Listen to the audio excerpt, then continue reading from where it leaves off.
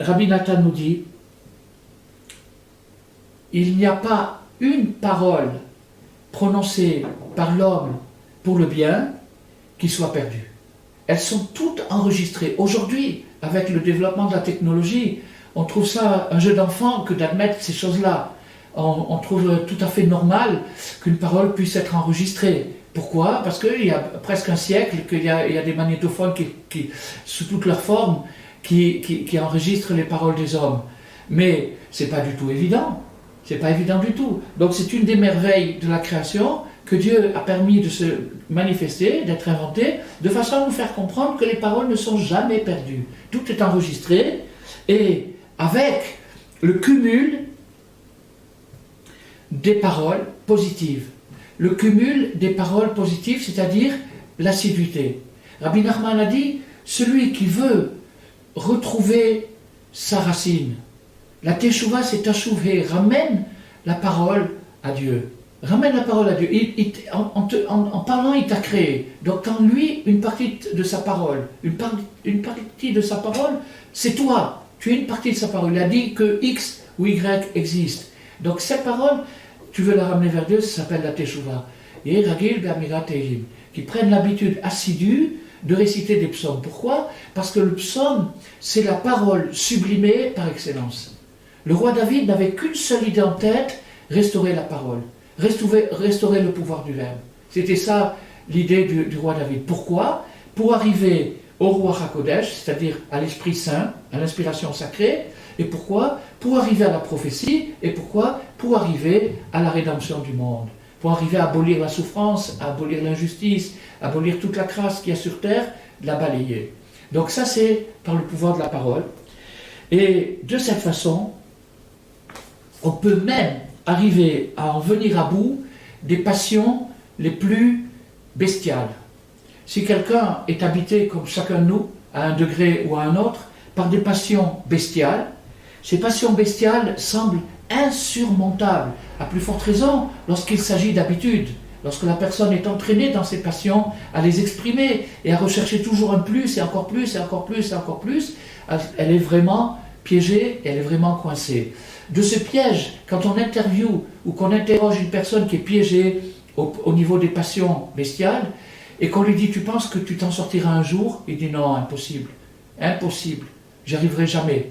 Il ne voit pas l'issue, il ne voit pas la sortie, c'est impossible. Comment c'est possible? C'est un truc, c'est une folie, ça le possède comme un démon, c'est un truc qui le pousse, une compulsion. Eh bien pas du tout. Avec la parole, le cumul et l'assiduité de la parole, on peut arriver à vaincre l'addiction sur les passions les plus basses, les plus bestiales. Voilà le message de Mashiach. Mashiach, en hébreu, se dit Mashiach, le Messie, mais on peut transposer, j'oublie mon français, on peut faire passer le point qui se trouve à la droite du Shin vers la gauche, et au lieu de dire Mashiach, on va dire Messiah. Messiah, ça veut dire celui qui fait parler, celui qui cause aux autres de s'exprimer. Il ouvre la porte à l'humanité, la porte de la parole. Et Mashiach, il fera que ça. Il n'aura ni armée ni rien du tout. Il va conquérir le monde par la parole. Et il va montrer à tout le monde que chacun peut conquérir son monde par la parole. C'est ça ce qu'il va apprendre aux gens. Et quand les gens il aura tellement de grâce et tellement de charme que tout le monde le croira. Rien que de le voir, on dira tout ce qu'il dit, c'est sûr que c'est vrai. Mais ça, c'est ça, un don divin qu'il recevra. Mais en attendant, le principe existe déjà aujourd'hui. Et on est dans la période pré-messianique.